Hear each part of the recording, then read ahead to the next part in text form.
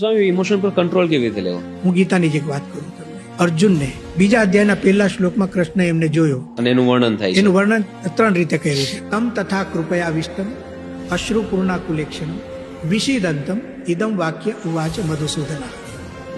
એકદમ કરુણાથી ઘેરાઈ ગયો છે, ઇમોશનલ છે. એના આંખમાંથી પાણી ચાલ્યા જાય છે અને વિષિદંતમ એના મનમાં દુઃખ છે. પહેલી જ વાત ભગવાન શ્રી કૃષ્ણ એમ કરે છે, ક્લૈબ્યમ માસ પાર્થ, તું નબળાઈને પ્રાપ્ત નહીં કર, નૈતત્વય ઉપપદ્યતે. આ તને શોભતું નથી. એ જે છે ને તને, એ તનેમાં એક આખી પોસિબિલિટી દેખાય છે ભગવાન કૃષ્ણને. પોટેન્શિયલ કહીએ ને, અર્જુન રડે છે ને એ પોટેન્શિયલ નથી એનું, એ તો પરિસ્થિતિ છે.